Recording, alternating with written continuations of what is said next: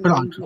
Quem desejar fechar alguma coisa, né? Não, Tela, estou deixa eu gravando. perguntar uma coisa para você, Pode Rosângela. falar.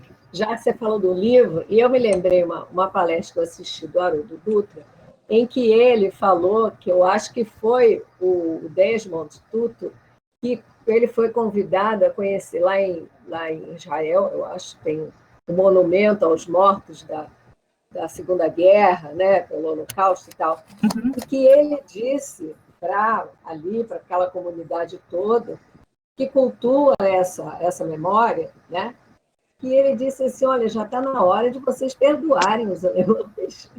Eu não sei se, eu acho que foi ele. Eu Foi escutei. ele.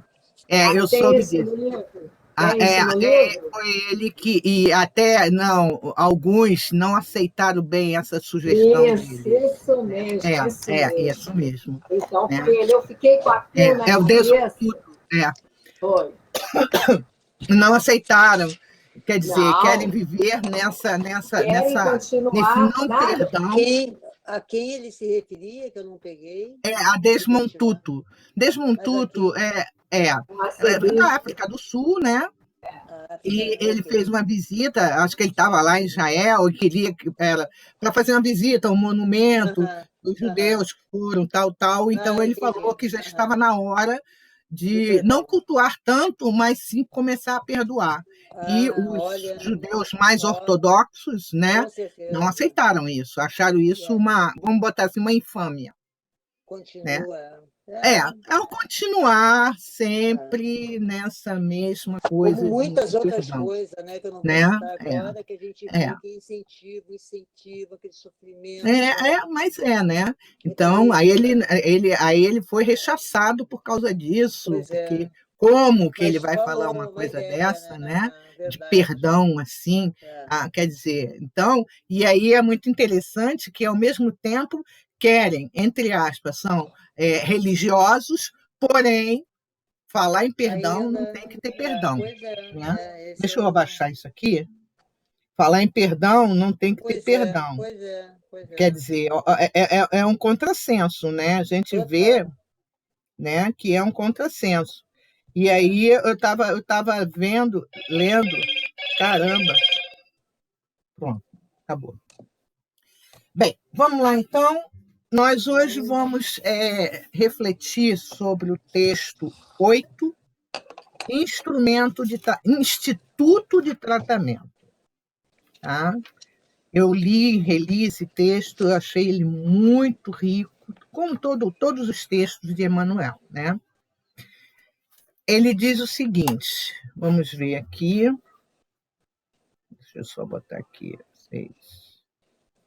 Ele começa assim, o que é nascido da carne é carne, o que é nascido do espírito é espírito. Isso aqui é ainda, João 3, é ainda aquele diálogo de João com Nicodemos, tá? Tá dentro daquele capítulo. E aí, o capítulo do Evangelho é sobre os laços de família, né? E em relação à reencarnação, porque muita gente acha assim que com a reencarnação os laços de família vão sofrer destruição. É como ele está dizendo aqui, né? Os laços de família não sofrem destruição alguma com a reencarnação, como pensam certas pessoas. Ao contrário, tornam-se mais fortalecidos e apertados. O princípio oposto, sim, os destrói. Então, o que a gente, para nós entendermos, né, e é verdade, né, porque graças a Deus, graças a estarmos numa família, é aonde vamos nos reajustando, aonde vamos nos trabalhando. Que bom que a gente vem, às vezes, com aquele parente difícil, mas será que a gente também não é alguém difícil na vida de alguém? Será que a gente nunca foi difícil na vida de alguém? Né? Então, a gente, às vezes, pensa muito assim, aquele meu parente difícil, aquele meu cunhado assim, aquela minha sogra assado, o meu pai ou minha mãe, e eu? Né? É como a gente voltasse assim, a fazer uma pergunta para nós. E eu? Será que eu sempre fui uma pessoa de fácil convivência? Né? Será que durante a minha juventude eu não era aquela jovem rebelde, né, que vivia assim, que ninguém me ama, ninguém me quer, e batia a porta? Quer dizer, na minha época não tinha esse negócio de bater porta, não. Bem que a gente tinha vontade, né? Mas a gente encostava a porta um pouquinho com força, já pulava, ficava preocupado se a mãe achasse que a gente tinha batido a porta, né? A minha sogra sempre contava, ela sempre contava o seguinte, que os meninos eram danados, né? Mas que ela não deixava, não. Às vezes, quando ela chamava a atenção deles, eles batiam a porta, ela chamava, Sérgio, Fábio, quem fosse, volta. Eles voltavam, abre a porta e fecha a porta direito. E o meu bem, o Fábio sempre falava, né? Nossa, a mãe, olha, quando a mãe batia a porta, aí tinha que voltar, abrir a porta, e ela criou os 2 filhos ali, né? Porque meu sogro, eles se separaram cedo, aquela coisa toda, né? Então ela foi mãe, pai, ao mesmo tempo, trabalhava, aquela coisa toda. Ela sempre falava assim: olha, eu criei meus filhos como mulher nenhuma pode reclamar. Cozinhava, aí uma vez eu brinquei com ela e falei: se você me enganou, seu filho não cozinha, não. Aí ela, cozinha sim, é você que não está deixando ele cozinhar. Aí eu ri e falei assim: olha, às vezes eu não vejo nada de cozinhando, não, vou mandar de volta. Ela falou: não, não aceito mais de volta, não. Pega que é teu, levou, pega que é teu, né? Então, ela sempre colocava isso. E essa questão da família é exatamente isso. E é o que o Emmanuel está colocando aqui. Ele diz assim: atingindo o plano espiritual depois da morte, sentimentos indefiníveis nos senhoreiam o coração. Nos recessos do espírito rebentam mágoas e júbilos, poemas de ventura e gritos de aflição, cânticos de louvor, pontilhados de fel e brados de esperanças que se calam, de súbito, no gelo do sofrimento. Né? Porque, em alguns casos, há aqueles que desencarnam e não cumpriram a tarefa que precisava ser cumprida. Né? Quantos chegam do outro lado e param e começam a refletir, começam a pensar: puxa vida, eu podia ter feito isso, eu podia ter feito aquilo. Ela tem um pouquinho mais de paciência, ela calar no momento em que eu precisava calar, né? E a gente vê isso aqui. E continua Emmanuel colocando: rimos e choramos, livres e presos, triunfantes e derrotados, felizes e desditosos. E aí a gente reflete aqui, né, e fica pensando: já pensou nós atravessarmos, voltarmos à nossa pátria verdadeira e observarmos que a gente podia ter feito muito mais e a gente não fez por ou comodidade ou porque queríamos sempre ter razão, né? Fica muito exemplo: você quer ter a paz ou quer ter razão? Eu quero ter sempre razão. Não. Às vezes a gente pode ter razão, né? Mas a gente também pode ter paz. Mas muitas vezes a gente quer só ter razão, né?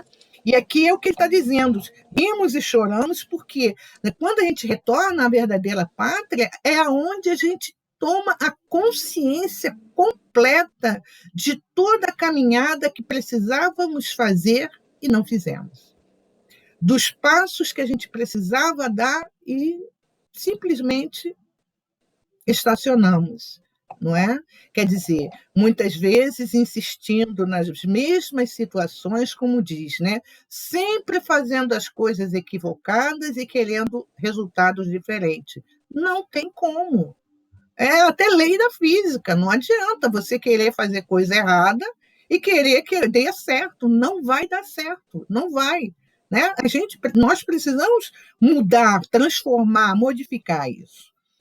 Bênçãos de alegria que nos clareiam pequeninas vitórias alcançadas. Desaparece de pronto no fundo tenebroso das quedas que nos marcaram a vida. É o que eu estava falando anteriormente, porque no plano espiritual tudo fica mais claro, mais fácil da gente ver, da gente olhar, mais extenso, mais assim, sem o corpo que bloqueia, né? Muitas vezes a gente vê a realidade como ela era, né? Como ela deveria ter sido.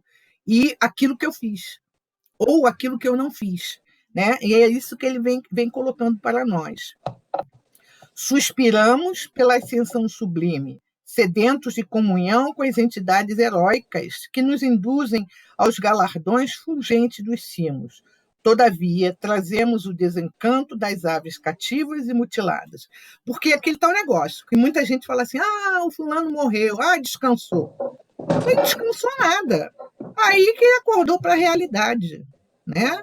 Que deveria ter acordado aqui, mas a gente sabe que a gente tem o corpo, a gente tem uma série de coisas, nós temos o nosso histórico, quer dizer, então, às vezes, a gente, vamos botar assim, despertar aqui mesmo, é luta, como eu estava conversando com a Eloá, é luta da hora que você acorda, da hora que você dorme, até a hora de você dormir, e se não, durante o sono.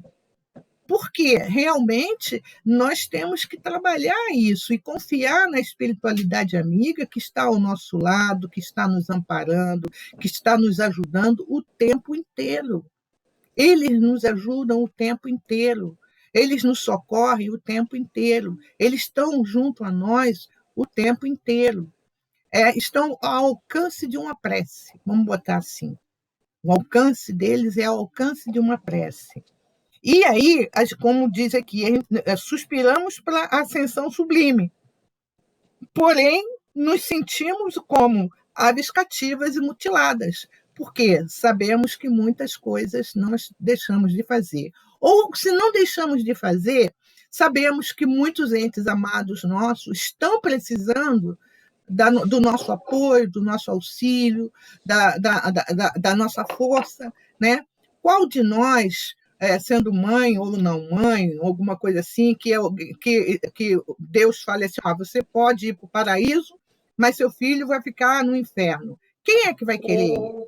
Né? Ninguém. Principalmente esses seres muito amados aos nossos corações. Então, quando a gente está fazendo as nossas, vamos dizer, tomando as nossas atitudes, praticando as nossas ações, é sempre nós questionarmos a nós, não é ao outro. Eu estou agindo bem? Ou então, como se diz, falar assim, será que Jesus faria dessa forma? Será que Jesus responderia desta maneira? Né? Aí ele continua dizendo, ao invés de asas, carregamos grilhões na penosa condição de almas doentes. Porque, como deixamos de fazer aquilo que tínhamos que fazer quando aqui estávamos, quando retornamos, ainda continuamos com almas doentes, que ainda somos almas doentes. Muitos de nós que estamos encarnados, e quase a sua totalidade, continuam almas doentes. Aí eu me lembro do que o Papa Francisco falou na homilia dele há um ano passado. Ele diz o seguinte, Senhor, como pedir saúde, né, para as pessoas num mundo tão doente? Como pedir saúde se o mundo está doente?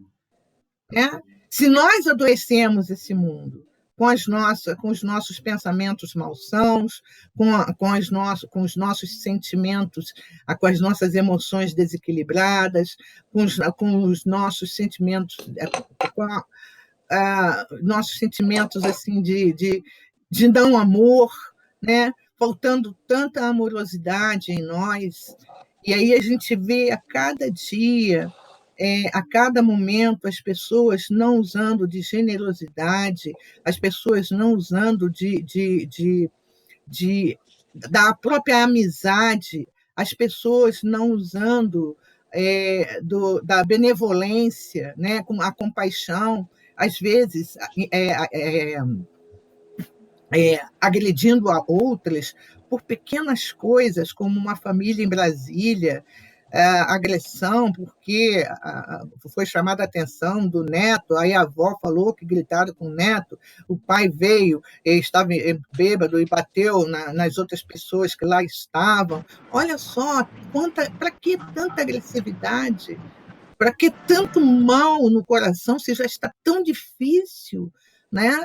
E aí a gente para e pensa assim, meu Deus do céu, como? O que a gente tem que fazer realmente? né? Como que a gente tem que agir? Qual é o nosso papel estando aqui encarnados? E é o que Emmanuel coloca, né? Ao invés de asas, carregamos grilhões na penosa condição de almas doentes. Estamos doentes, temos que nos curar. Da onde vem a cura? Será que ela só vem da parte externa? Ou ela precisa começar a sair de dentro de nós para fora?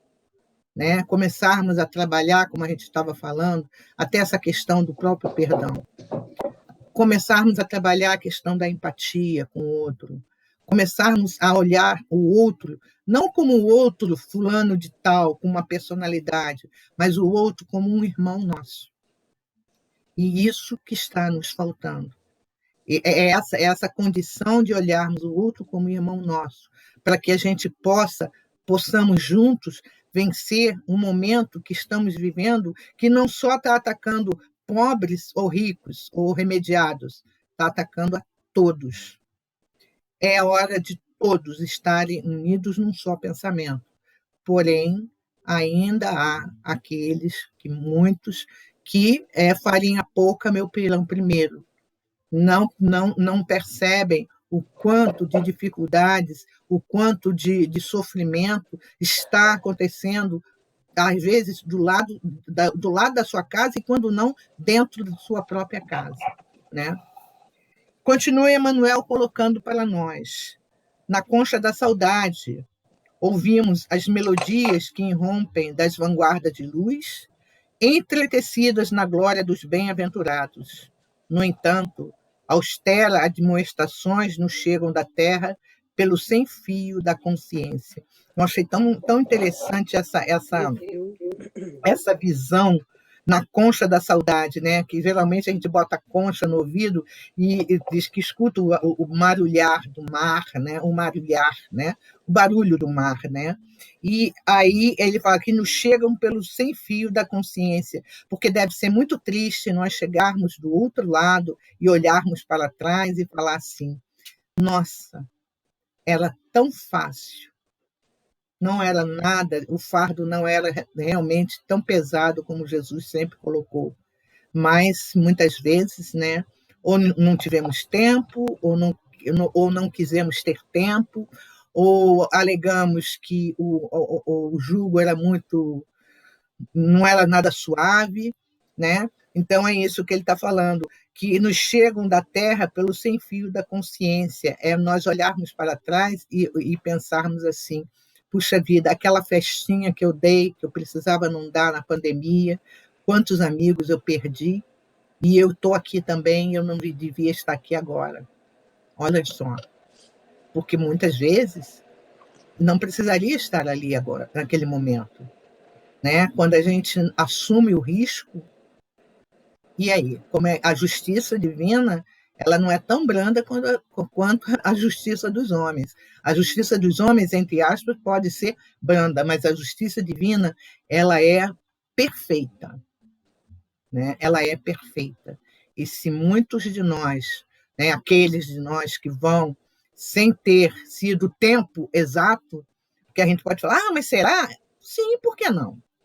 De repente você está negando, nega isso, nega aquilo. Não, para quê? Para que máscara? Para que essa besteira? Né? Não precisa disso, não. Né? Homem que é homem não usa máscara, não. Enfrenta o vírus de frente. Né? Ou então, para que essa proteção toda? Tem que abrir tudo, todo mundo tem que sair, todo mundo tem que ficar infectado. Todo mundo infectado, o vírus vai embora, indo totalmente contra o que diz a ciência. E não vou falar aqui que é apenas a questão do, vamos dizer, quem é o gestor da nação. Não, são muitos que pensam assim mesmo. São muitas pessoas que pensam. Agora tem o negacionismo até em relação à vacina. Tem pessoas que falaram que não vai tomar vacina, que vai mexer no DNA dela, como eu já falei anteriormente. Outras dizem que vai virar jacaré, como já falei anteriormente também. Né? Outros dizem que a vacina não está fazendo efeito de nada. Olha, tomou vacina e morreu de Covid. A gente não sabe. Ué, quem sabe é Deus. Agora, se os nossos cientistas estão trabalhando pelo melhor, confiemos na ciência. A ciência sabe. Ela está ali, ela está trabalhando, ela está lutando, está. Nunca, em tempo tão recorde, se encontrou tanta coisa para o problema de enfermidades.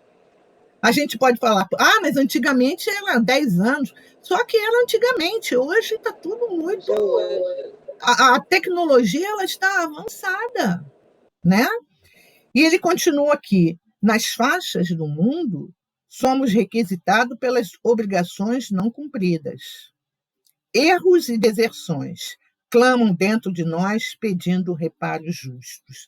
Erros e deserções. Quantos erros e deserções será que a gente vai querer realmente ter forças para sustentar isso, estando do outro lado da nossa existência? Aonde a gente não vai ter como recuperar isso daí. Aí vamos ter que reencarnar com mais coisas ainda, com, vamos dizer assim, não falo assim com mais dívidas, não, com mais problemas. E se, de repente, aqui estando, teríamos vamos dizer, uma facilidade maior de lidar, porque muita gente fala, né? Não, deixa para a próxima vida, na próxima eu resolvo. Não resolve não, porque você vai ter dessa vida e da próxima. Olha, o rojão vai ser pesado. Ou a gente acha que a espiritualidade vai falar assim, então tá, vai ser a prazo. Hoje, né, essa frase eu não esqueço também, não sei nem de quem é. Hoje a gente paga a varejo o que fizemos no atacado. Fizemos tudo de uma vez. Hoje a gente está pagando o varejo. Um pouquinho aqui hoje, um pouquinho ali amanhã, um pouquinho nessa reencarnação, vai e volta. Até então, de repente, essa reencarnação não é aonde a gente está pagando aquele débito mesmo que a gente tinha que pagar. A espiritualidade, vocês vão passar por essa pandemia, por dificuldade, tal. Depois que passar tudo isso, aí sim você vai resolver a sua questão. Porque eu me lembro que o Haroldo, acho que foi o Haroldo que falou assim, o Haroldo ou o Aloysio, não se preocupem, depois que passar a pandemia, vem mais coisa pela frente. Né? E aí a gente para e fala assim, nossa, mãe do céu, o que é isso? Mas é uma escola, é um hospital, é uma penitenciária, é tudo isso aqui. E é o que ele coloca, ele continua dizendo, longe das esferas superiores que ainda não merecemos, e distanciado das regiões positivamente inferiores em que nossas modestas aquisições evolutivas encontraram início, concede-nos, então, a providência divina, o refúgio do lar. E aí entra a questão do lar. Como é imperioso, como é importante o lar que nos abriga. O que para Jacira é esse refúgio do lar, Jacira?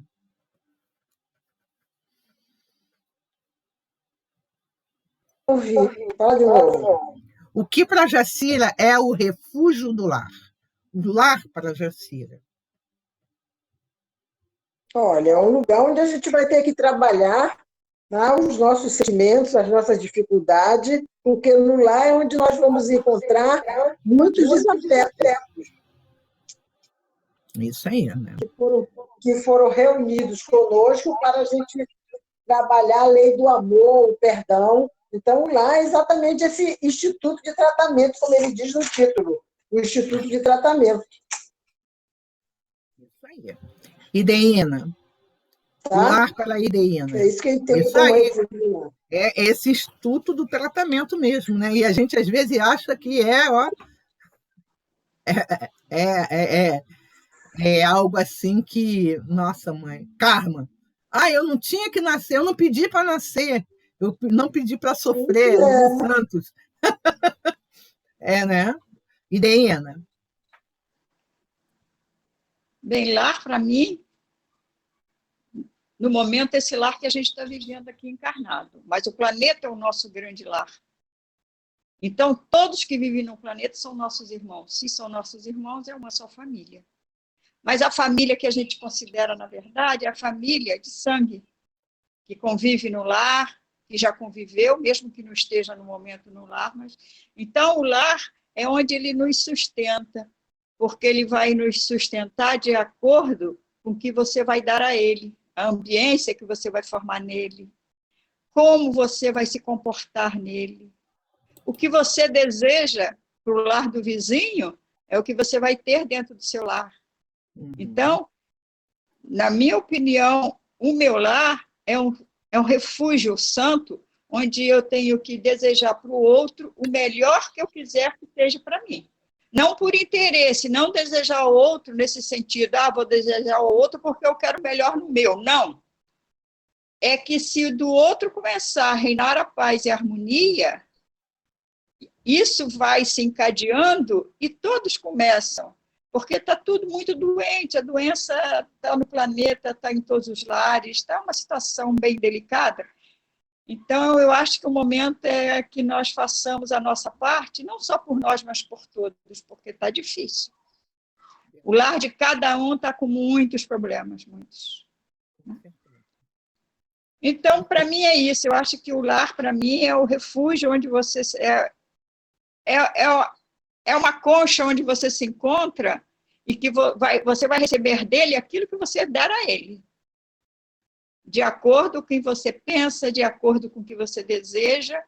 Então, ele vai se tornar aquela ambiência e dali você vai poder tirar os proveitos que você merece e que você pede. Entendeu?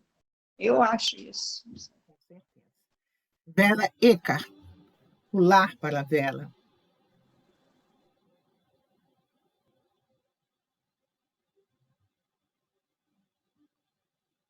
Sem som. Gente, eu estou nessa de tocar a tela e achar que estou no celular. Mas eu tô... Você pode repetir a pergunta? O lar para a Vera. Olha, o lar para mim, o que eu acho que é o lar? Acho que o lar deveria ser um lugar de acolhimento, né? Deveria ser um lugar de acolhimento, deveria ser aquele lugar onde você o seu refúgio, onde você se sente protegido. O ideal seria que as pessoas dentro de um lar se protegessem, se amparassem, se auxiliassem mutuamente.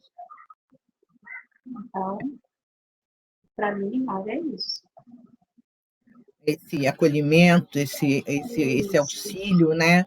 Esse amparo que às vezes... Você corre na hora da sua insegurança, na hora da sua incerteza, na hora que você precisar de uma mão, de um ombro amigo. Eu acho que o lar deveria ser o primeiro lugar, né? Estamos falando de lar no planeta Terra, né? Reencarnado. Então, o lar seria esse local onde eu me refugiaria, onde eu me buscaria força, orientação, amparo, né?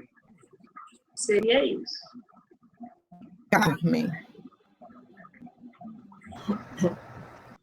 Então, eu vou pegar exatamente no parágrafo aqui, quando ele fala que a gente não está nem numa esfera superior e nem numa esfera inferior, né? E dentro das nossas modestas aquisições, ou seja, aquilo que a gente já conseguiu promover para a gente, e aí a chance, o refúgio do lar é a chance para a gente, é oportunidade. Embora a gente ache, às vezes, que é um terror, que é uma pandemia, mas não é. Aqui ele está falando, é chance, é oportunidade. E eu vejo exatamente isso.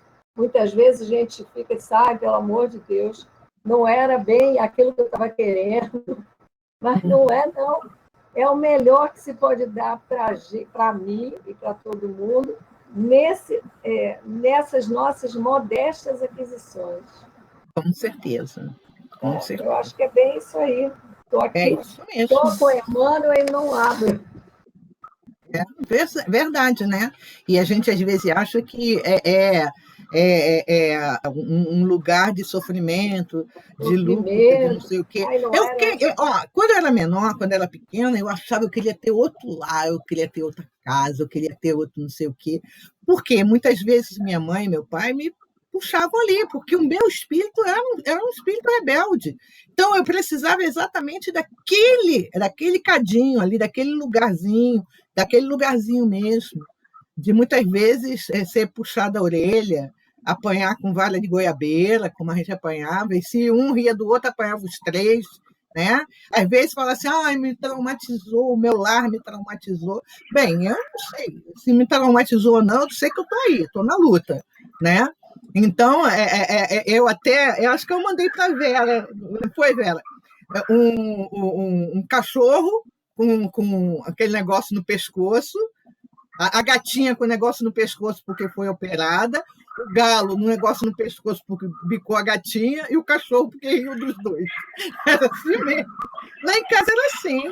Se rir, pode voltar. Ou se rir, então. Se correr, apanha mais. Meu irmão, minha irmã, paravam. Eu parava. Se é para apanhar, eu apanho logo de uma vez e acabou. Né? Então, o lar é isso. Né? E, infelizmente, apesar de toda a modernidade, apesar de toda a tecnologia, que isso é maravilhoso, evidentemente, né? Mas tem muitos lares que estão quebrados, estão assim, meio tronchos, como diz o nordestino, né? Meio troncho. Hoje eu assisti, que eu gosto muito, né? Aí tem o Mion, fez tipo uma live com a família dele, Mionzati. E cada filhinho dele, durante alguns minutos, ele pergunta. E tem o Romeu que é autista, né? Ele é uma graça falando, ele é uma graça, ele é sabe? E ele vai, Mionzato, família Mionzato, né? E cada um vai falando. Então, o lar é isso daí, né? Essa coisa assim, porque eu apanhei muito e eu sofri muito e por isso que a minha vida... Aí eu estou com 60 anos ainda reclamando que eu apanhei muito, sofri muito. Passou. Até não dá mais. Né? E tem pessoas, às vezes, que passam, aí quando você pergunta, a pessoa já está com 50, 60 anos, ainda está lembrando que o pai puxou a orelha, que o pai não sei o quê. Ué, se fôssemos assim, para estarmos num lar, vamos dizer, altamente abençoado, aquela coisa toda, com certeza estaríamos. Mas muitas vezes nós escolhemos estar com aquele grupo, aqueles que têm condições de escolher. Outros não, vai mesmo. Meu filho, esse é o melhor lá que tem para você. Você quer ir? Não tem outro, é esse mesmo. Vai lá e pronto, né? Então a gente sabe que esse lá é esse estudo de tratamento. Mas, continuando, Denise, o que é lar para Denise?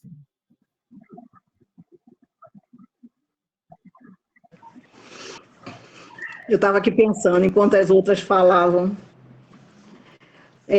Lar é o aconchego, é o porto seguro mesmo. É a escola, né?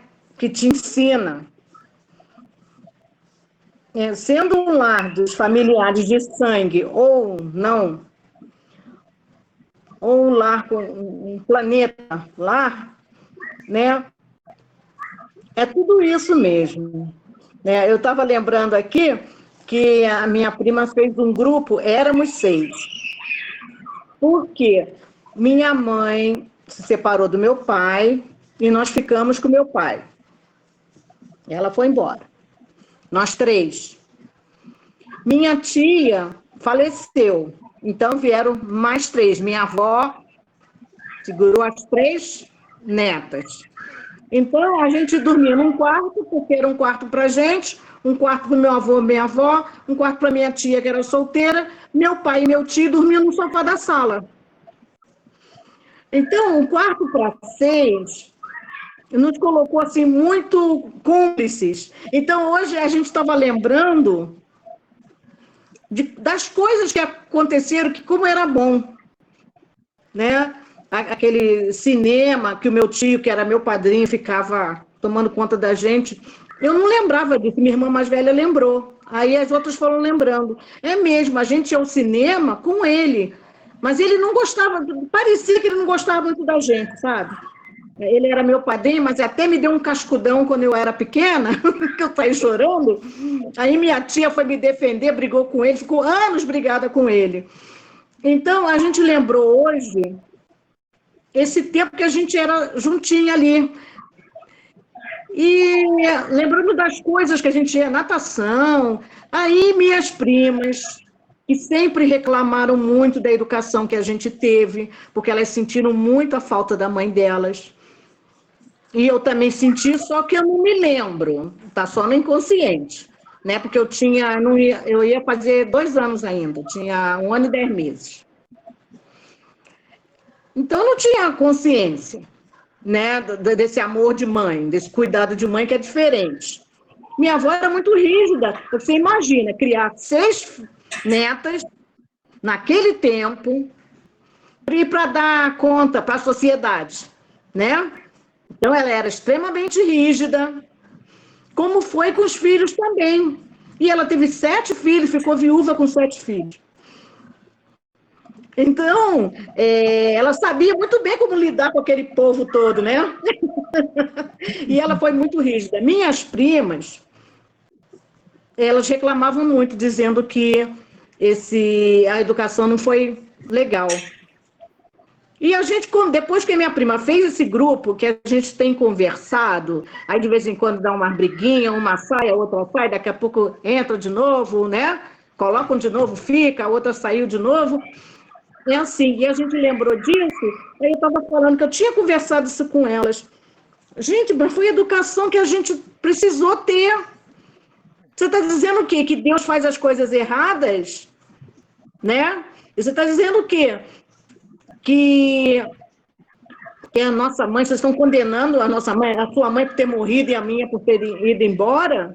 A gente não pode ficar guardando essas mágoas. Isso é uma coisa que passou. Agora imagine. Aí minha irmã mais velha falou, imagino, eu do jeito que era levada, eu já aprontava naquele sistema ali, firme, imagina se fosse com a minha mãe, porque a minha mãe é toda, depois a gente conheceu a nossa mãe, né? Eu estava com 35 anos quando eu a conheci. Minha mãe é toda, não esquentava com nada, adorava uma badalação. Então, o que seria de nós se não fosse essa educação rígida que a nossa avó deu? Então, eu acho que o lar, para mim, é aquele porto seguro mesmo, que mesmo que seja aquela escola rígida, mas é o que você necessita, né? É o que você necessita. E se a gente está nesse lar, né, que é o planeta Terra, nesse momento, atravessando esse aprendizado, esse ano, né, de aprendizado, vamos dizer assim, essa sede escolar,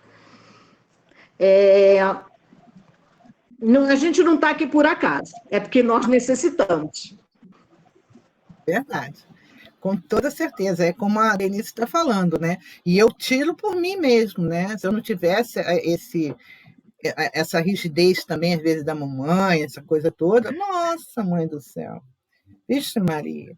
Aí, às vezes, eu reclamava, assim, que uma vez eu namorei um rapaz, ela não gostou do rapaz, gostava do outro, eu terminei com outro, não sei o quê. Aí ela reclamou com meu pai me deixou de castigo 30 dias sem sair de casa. Aí, até um tempo, mas faz anos, eu lembrava, meu Deus. Depois eu falei assim, olha, foi bom, porque do jeito que eu gostava de namorar, meu Deus do céu, se eu não fico esses 30 dias, começa o pai ali, firme mesmo, mãe, meu Deus do céu, né? Quer dizer, olha só, tudo tem o seu tempo, tudo tem a sua razão, não está nada errado, não. Rosângela, Fala aí. por acaso, hoje, eu estava conversando com uma colega do trabalho exatamente a respeito disso. Ela, o pai dela, ela era muito, muito, muito, muito legal. E o pai dela resolveu entregar ela para a tia cuidar, e a tia dela botou ela no colégio interno. Aí que ela foi estudar, se formou professora, fez concurso para o município e vai fazer 75 anos e vai sair pelo expulsório. E eu estava comentando com ela que a minha madrinha me pegou para criar, eu tinha 7 meses de idade. no dia do meu batizado, meu pai, que judiava muito da minha mãe, me ofereceu para minha madrinha que não tinha filhos. Falou, quer para você? Então toma. Então a madrinha me ganhou de presente no dia do aniversário dela, que foi o dia do meu batizado. E a minha mãe, como ela era muito submissa ao meu pai, ela ficou na dela. Deu tá dado, ela não contestou. E a gente estava conversando exatamente sobre isso, que ela ter ido para a casa da tia dela, estudado no colégio de freira, foi o que salvou ela do analfabetismo, porque o irmão dela ficou em casa e nunca estudou, não tem profissão, e está lá, trabalhou a vida toda, mas agora está dependendo de aposentadoria. E ela não, ela fez o concurso, foi até diretora da escola que eu trabalho durante 18 anos, e a gente estava dizendo o quanto a gente é grata por essa atitude, que por muito tempo eu vi, assim, com dor. E eu estava até falando para ela hoje, como eu queria ter um tempo com a minha mãe para agradecer a ela. Porque na submissão dela, eles fizeram o que foi melhor para mim. Né? Meu irmão também teve uma criação paralela à minha, também não estudou, não teve profissão, né? Teve uma vida totalmente diferente. A madrinha assim, foi muito rigorosa comigo. O quanto a gente é grato, né, Denise, por essa rigidez, por esses reveses que a vida dá. Meu Deus, o que a minha mãe e meu pai fizeram por mim, durante muito tempo eu não entendi, mas foi o melhor que podia ter me acontecido. Né?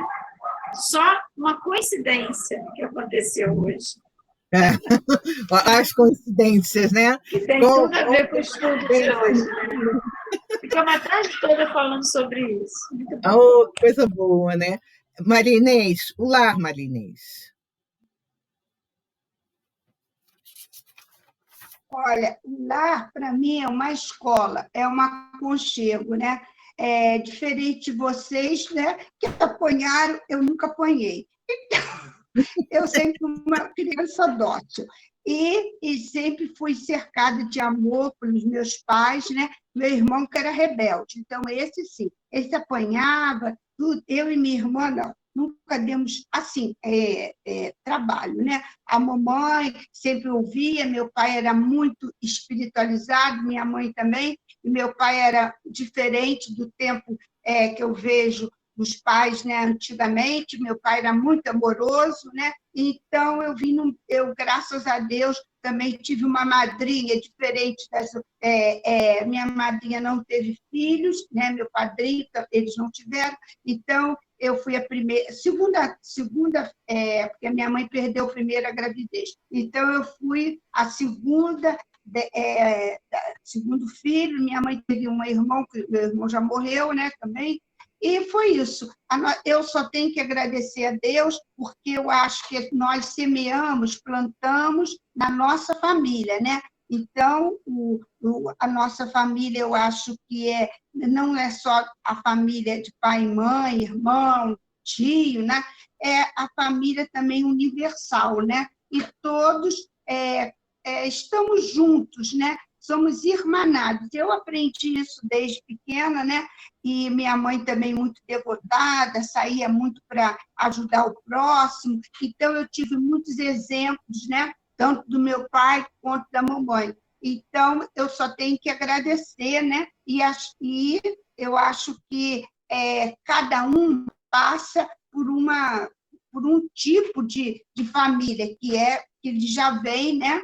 Aquilo tudo já está esquematizado, já está certinho, né? Então, eu vejo dessa forma, que é um conforto. A família, para mim, é um alicerce de amor, de semente. Você semeia ali e vai colher ali mesmo, né? Porque a mamãe era muito católica, falava céu e inferno. Aí eu já dizia, mamãe, céu e inferno é aqui mesmo, não tem nada de... E eu nem era espírita ainda. Mas é isso.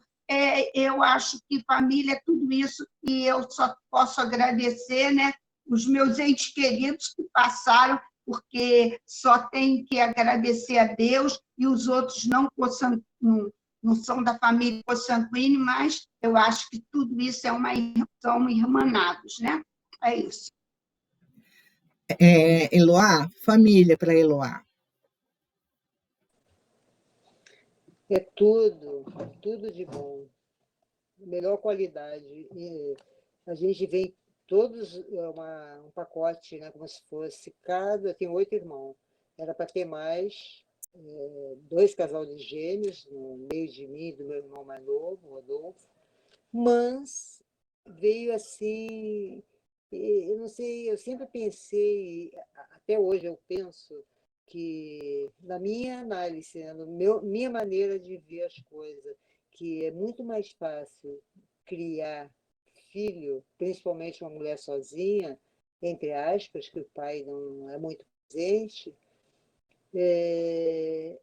mais na pobreza do que na riqueza. Que eu acho que eu sinto minha mãe, ela desencarnou, já tem 17 anos, mais ou menos, e ela conseguiu reunir no ninho, como se fosse ninho, entende? Cada filho com aquele carinho. Mamãe é descendente de alemã, era uma pessoa, sim, apesar de ter trabalhado fora para sustentar a casa também, ajudar com os filhos e tudo, ela sempre foi muito prendada. Ela trabalhou muitos anos como costureira, últimos tempos, né? E ela conseguia trazer para dentro de casa. Os meus irmãos começaram a trabalhar muito cedo. Eu me lembro dos meus irmãos, eu era pequenininha, e meus irmãos, mamãe acordava, tipo assim, já assim com os irmãos um pouco maiores. Tipo assim, meus irmãos deviam ter 15 anos, por aí. E a mamãe acordava cedinho, 4 da manhã, para fazer doce, salgadinho, para eles venderem na rua. Vendiam banana, nesse nível, assim. Essa fase que eu me lembro, em Santo Ângelo, que a gente saiu de Itapera, foi para Santo Eu Ângelo, conheci Cruz Santo Alta, Ângelo. Nome Toque, e caímos em Porto Alegre. De Porto Alegre viemos para cá. Entendeu? Então, o Rio Grande do Sul, eu acho que a gente, apesar de ter nascido em Itapera, município de Carazinho, e aí foi, né? Carazinho Mas também. então a mamãe fez assim. Aqui eu estava vendo, gente, o pessoal falando, cada uma falou uma coisa mais linda que a outra, e eu dizendo, meu Deus, o que eu vou dizer? O que eu vou dizer? Olha, então, aquisições modestas, evolutivas, encontrar no início, concede-nos a previdência divina, o refúgio do lar entre as sombras da terra, relutância do céu, por instituto de tratamento que nos efetiva e necessária restauração.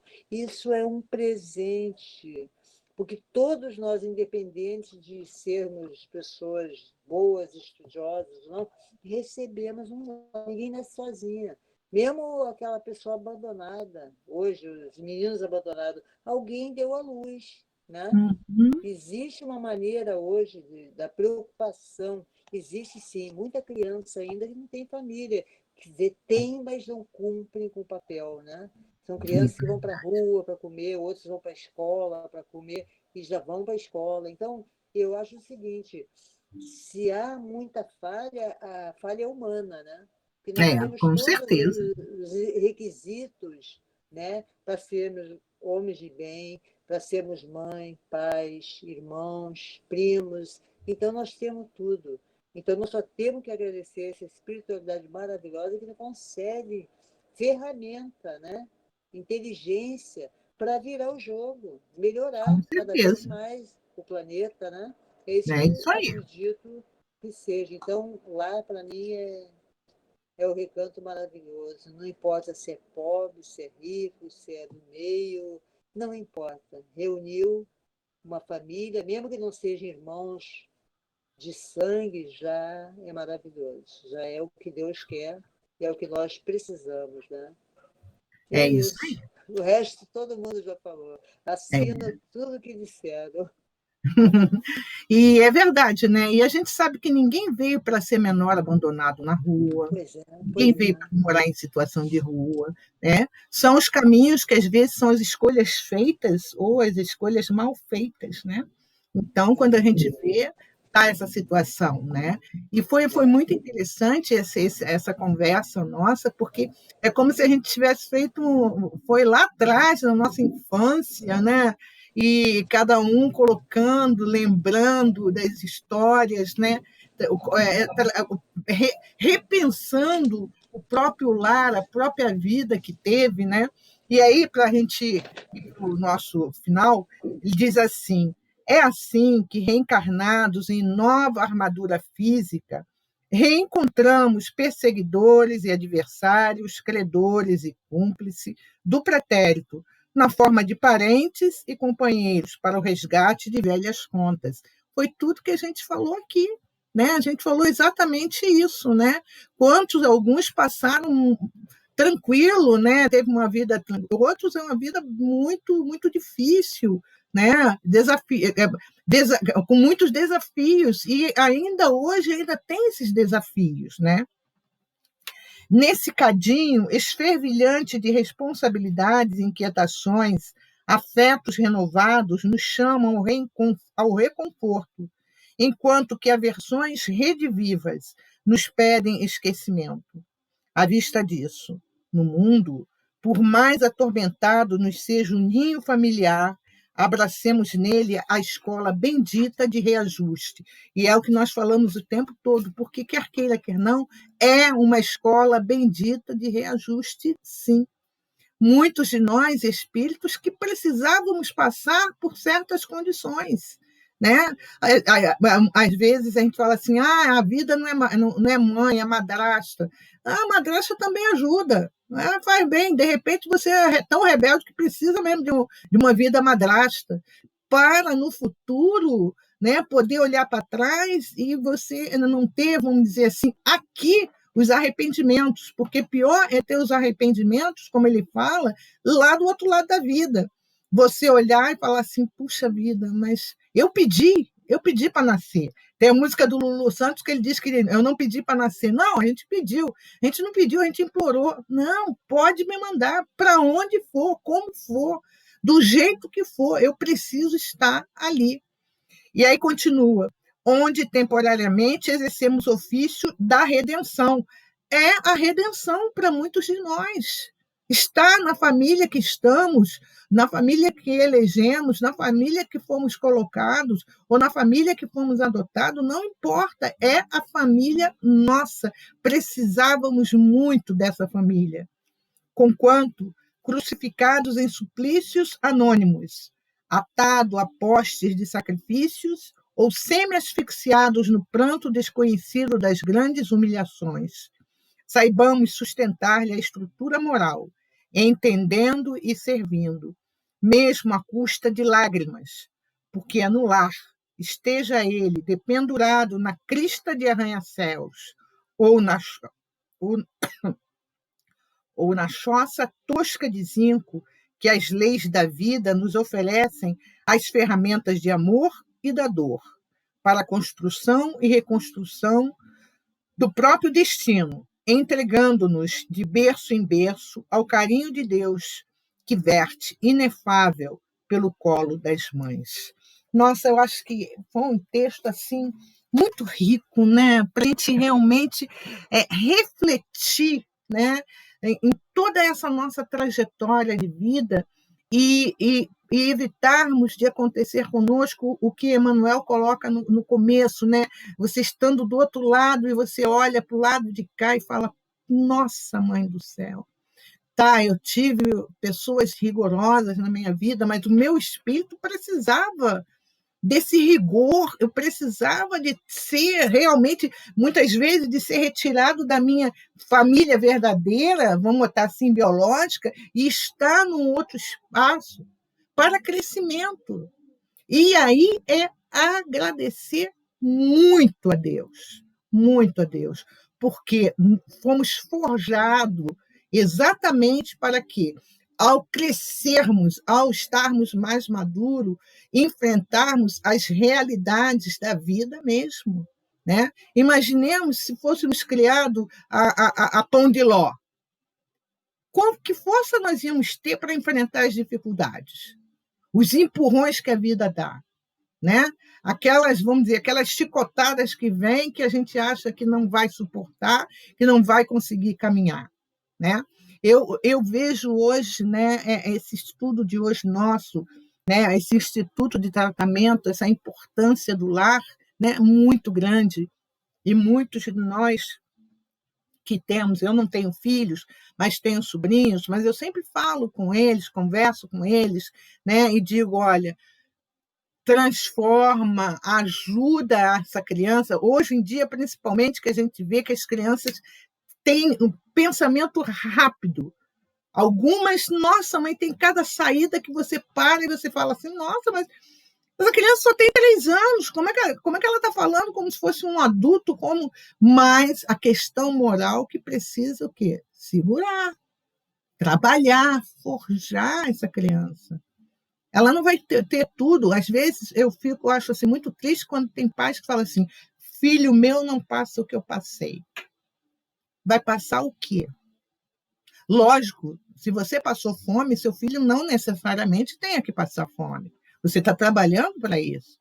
Mas algumas situações, aí às vezes falam, não, porque traumas, porque... Eu me lembro do que eu tinha. É a mamãe que tinha mais diálogo com a gente. Chamava-se folha de goiabeira, diálogo. O diálogo com ela. Aquela... Folha não, o galho da goiabeira, diálogo. E olha, nenhum teve problemas assim. Era paudagogia, né? Problemas emocionais. Às vezes, o meu irmão, não sei o quê, que eu apanhei, eu sofri. Falei, tá com 60 anos, né?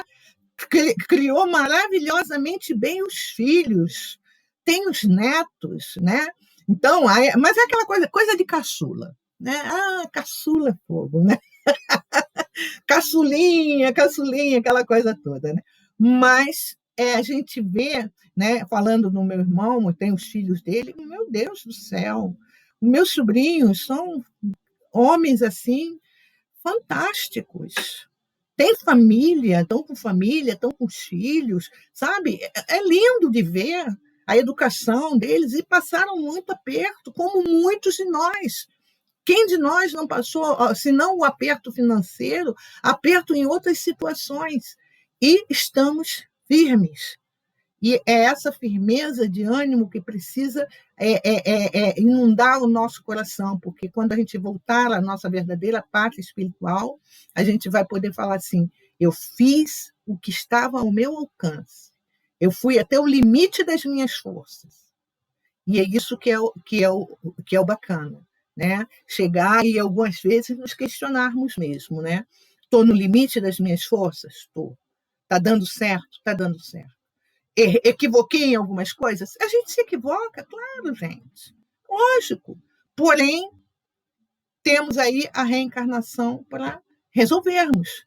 Mas aquilo que a gente puder resolver agora, resolvamos agora. Vai fazendo.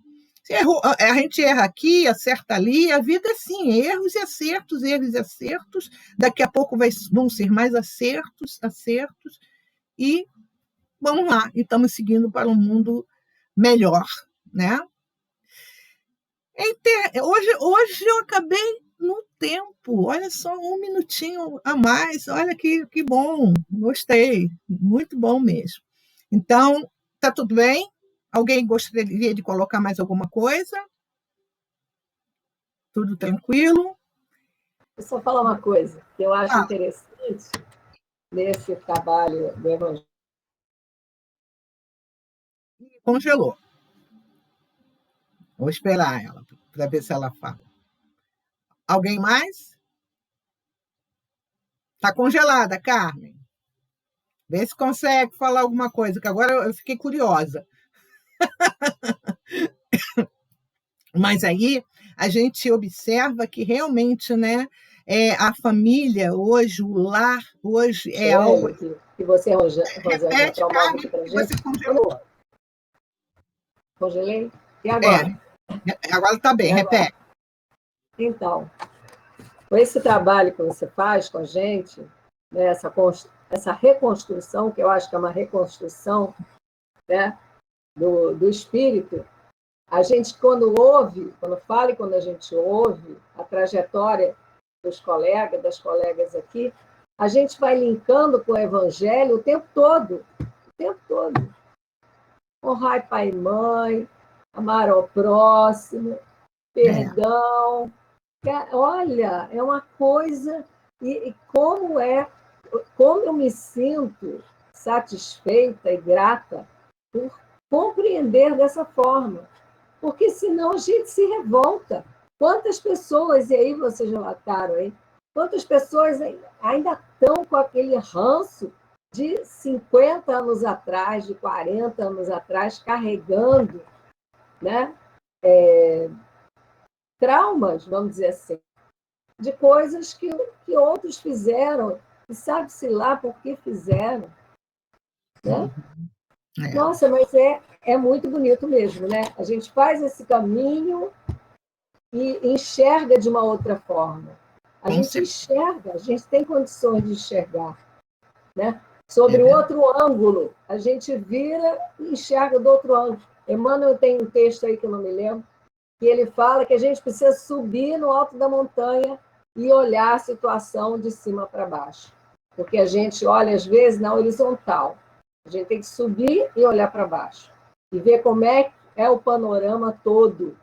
A gente tem real noção da coisa como é. E é maravilhoso. É isso aí. E você falou uma coisa que é muito interessante, essa questão do honrar pai e mãe, né? Algumas vezes a gente tem pessoas, né? Muitas vezes, como vou honrar meu pai, minha mãe me abandonou, me doou, honrar pai e mãe, porque graças a eles você tem a vida.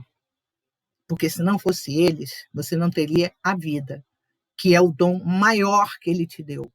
Agora o resto era contigo, né? O resto era com a gente. Mas o dom maior foi a vida. Precisava ter a vida. Deu. Foi embora, né? Partiu, deixou, largou, entregou, fez o que... Não importa. Eles deram o dom maior a nós, que foi a vida. Por isso, esse honrar pai e mãe é imprescindível. E não tem como honrar pai e mãe e não ligar ao Instituto do Tratamento, que é o lar. Né? Fala, Denise. Não, é só uma confirmação de uma coisa. Depois que eu fui mãe, eu já vi a minha mãe com outros olhos. Né? Porque eu fiquei magoada durante muitos anos da minha vida por ela ter ido embora, deixado a gente. E a gente sofrendo, apanhando, sabe? Depois de um tempo, quando eu fui mãe, eu compreendi muito mais. Minha bateria está acabando. Quando eu fui avó, que eu percebi realmente o sacrifício que minha avó fez para criar 6 netas. Depois, o meu tio, que era meu padrinho, que é marido da minha tia, irmã do meu pai, perdeu o emprego, não tinha onde morar, veio morar junto com a gente também. Depois, o meu tio mais novo, que era filho dela, o mais novo, não estava se dando bem com a esposa, se separou, veio ele com umas 2 meninas. Eu sei que nós éramos 11. Um menino só, 10 mulheres. De crianças. Então, teve época que nós tivemos em casa 23 pessoas morando.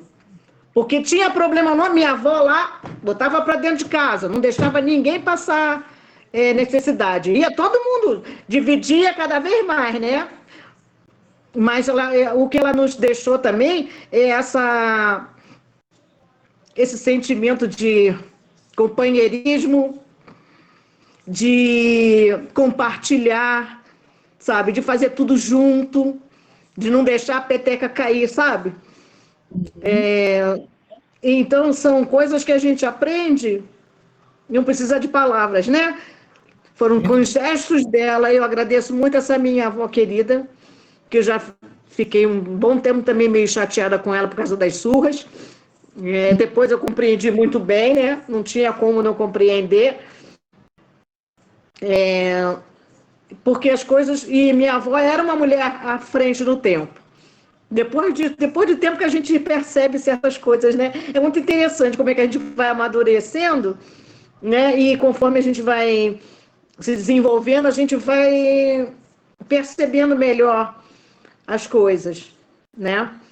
Verdade. Espero que a próxima eu esteja com a minha família aí, porque uma família muito boa. A gente vai se colocando no lugar do outro, né, Rosângela? É A verdade. gente vai se colocando. Vai se Né? colocando. A conversa também lá também girou em torno disso, porque a gente dá o que tem e a gente não entende o pouco que a gente recebeu, que julgava que fosse pouco, né? Lá em casa também era assim. Quase todos os meus primos, tios, sempre moravam lá em casa. E a regra o lema era parte para cada um. Ela falava, parte para cada um, e vai todo mundo conseguir. Ela ainda dizia assim, depois que fecha a porta, cabe todo mundo, né? Assim, gente, vamos lá, senão a gente vai ficar nessa terapia aí até... É bom, né? Pois é, né? Então, eu vou pedir a Maria Inês para fazer a nossa prece de agradecimento. Maria Inês, por favor. Deus, Pai de misericórdia, Jesus, nosso amigo, agradecidos por esse lindo estudo de hoje, por trocarmos tantas experiências, né, nesse instituto de tratamento que é o nosso lar, cada um com a sua individualidade, acrescentando para cada um de nós, né, muita experiência, né, diferenciada, que nos enriquecem bastante. Que possamos, cada dia, ser mais fraternos, mais amigos, né? Lembrarmos de tudo, mas de cada um com a sua experiência, mas lembrarmos sempre com amor, né? Porque o tempo é o grande remédio para tudo, não é? Então, agradecemos aos nossos pais, esse mandamento que é honrar pai e mãe, né? Que eu acho imprescindível, né? Que nós possamos sempre ter em nossas mentes, em nossos corações, esse carinho, esse aconchego, né? Para que possamos perdoar, né? E aceitarmos as pessoas dentro do nosso lar, da nossa família como são. Graças a Deus, graças ao nosso grupo, maravilhoso nosso estudo. Graças a Deus. Graças a Deus, assim nós terminamos o nosso estudo, tá?